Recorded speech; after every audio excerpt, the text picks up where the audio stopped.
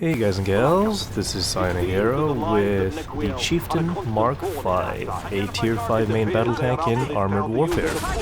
This video is set to publish in case I'm still working on the Panzer 58 Most video review, which will be available today for rent if you play one game in the World of Tanks North American server, and I'll just give it to you for 24 hours. So that's exactly what I'm going to be doing, available for purchase on the 9th.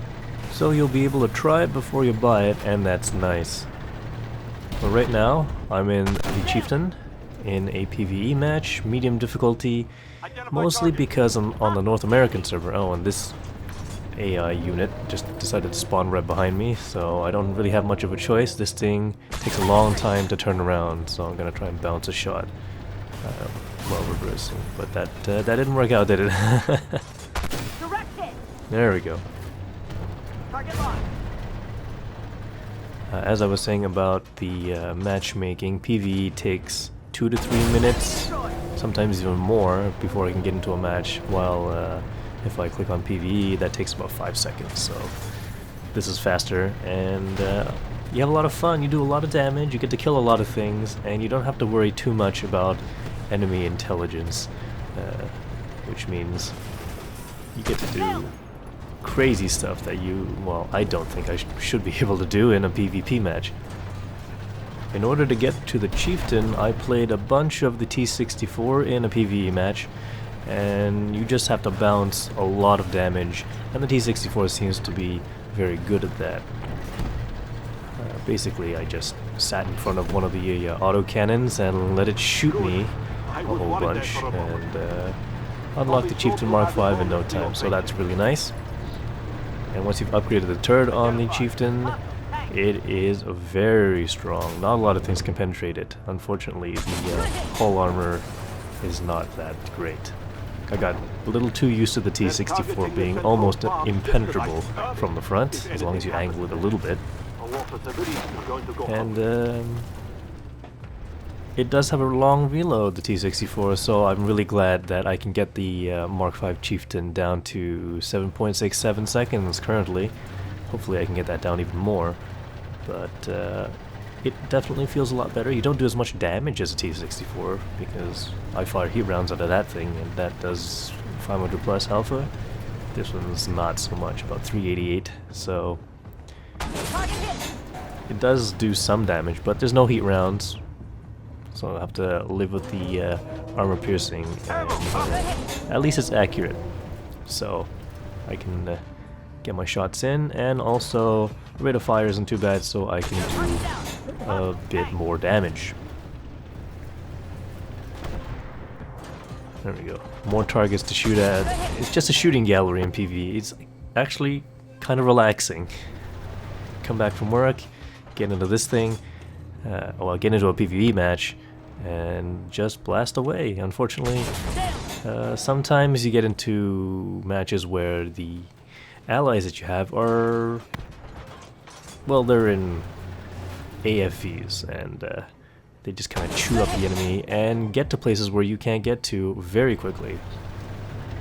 I'm liking the defend objectives, because a lot of enemies just come towards you, and it's much easier to fire at enemies when they're driving at you instead of you trying to find them.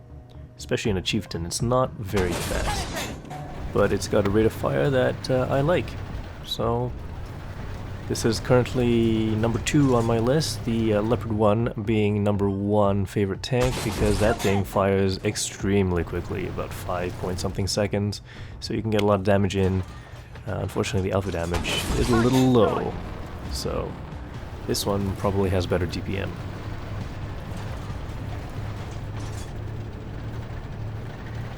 Now for that last defend position, I'm going to have to get up this...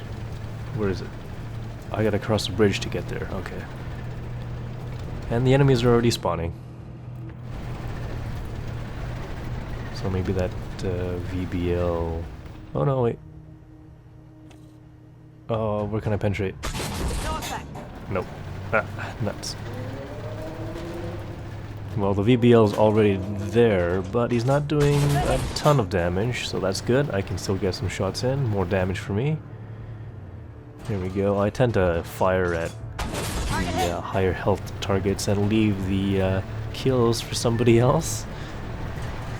And that's kind of a thing that I've picked up while playing the T64, because that thing takes a really long time to reload, and it does quite a good bit of damage, so I tend to fire at things that will get me more damage. Ooh, and that was about 5 seconds before we almost lost, so that's not actually that great. There we go. Only 3 kills so far. That ERC 90 seems to be getting a lot of kills. 11 there. Oh, and not enough gun depression. But I do like the look of the Chieftain. It's pretty nice. Probably doesn't look as good as the Mark 6, but I think the armor is better on the Mark 5. Oh, there we go. Let's see, I didn't pay too much attention to gun depression. Just took a few hits. That's actually not too bad. Come on, reload. Oh, oh, okay. I bounced. Let's just see if I can get another shot in before he dies. Here we go. 450. Who's doing that? Could be the T-72. The Russian vehicles definitely have a lot more alpha damage, but should be able to get more damage as they spawn in from right in front of me, which is nice. Ah, he's nuts. There we go. There's more. There's more.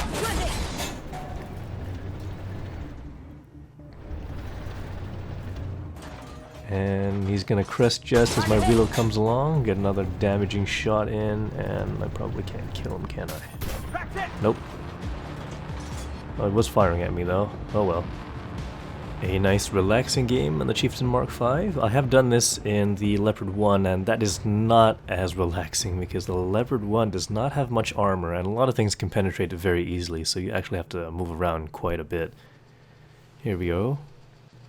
8,922 damage, 17 assists, 3,941 spotting damage, and 2,173 experience. Excellent!